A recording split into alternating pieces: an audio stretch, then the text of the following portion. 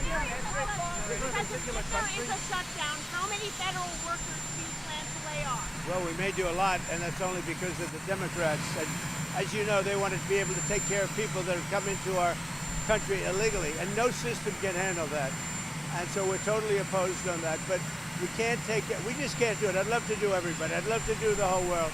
But our country can't handle people that come into our country illegally. And they want to give them full health care benefits. They want to open the wall again. Can you believe it? I can't even believe it. They want to open the wall. They haven't taken away boys playing in women's sports. They haven't done that. Men playing in women's sports. It's like they don't change. They lost an election in a landslide, and they don't change. How long do you plan to give Hamas to respond to the ceasefire proposal you put Well, we're going to do about 3 or 4 days. We'll see how it is. All of the Arab countries are signed up. The Muslim countries are all signed up. Israel's all signed up. We're just waiting for Hamas. And Hamas is either going to be doing it or not. And if it's not, it's going to be a very sad end. And is there room to negotiate, Mr. President? Is there room to negotiate, or is this a take it or leave it deal? Is there room to negotiate with Hamas? Or is this There's not much. You know, with Hamas, we want very simple. We want the hostages back immediately. And we want some good behavior.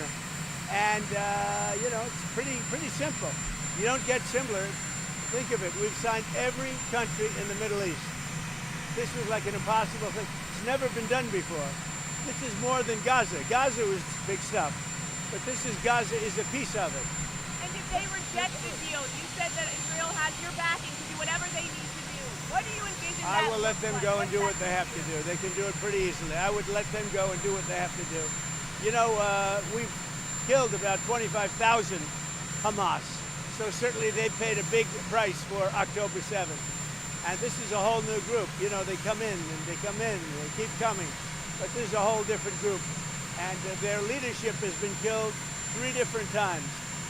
So they paid a big price. We hope that they're going to have a nice, calm life. Maybe it won't happen. But if it does, it'll be one of the greatest things ever to happen. We'll have actual peace in the Middle East. Are you preparing to take strikes against drug gangs in Venezuela, sir? And we'll see what happens with Venezuela. Venezuela's been very dangerous with drugs and with other things. And they've been very, very dangerous. So we'll see what happens with Venezuela. We had a lot of drugs coming in through water. We call it water drugs, just a simple term. We don't have any boats on the water. There are no boats. There are no fishing boats. There are no anything. So we hit a number of boats. You probably saw that. And since we did that, we have absolutely no drugs coming into our country via water because it was lethal. And now we'll look at cartels. We're going to look very seriously at cartels coming by land.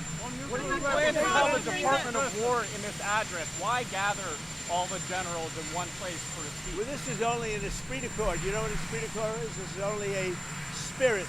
We're going to be talking to him. Pete Hegseth is talking right now. I'm going to have to leave because I have to talk to him. But these are our generals, our admirals, our leaders.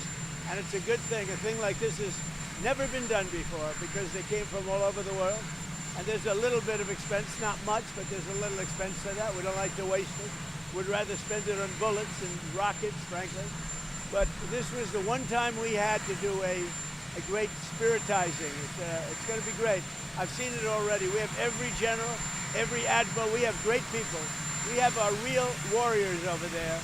And when they're not good, when we don't think they're our warriors, you know what happens? We say, you're fired, get out.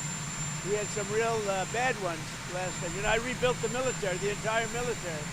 But I had a couple, and I had unbelievable people. To do that, you have to, but I had unbelievable people in there.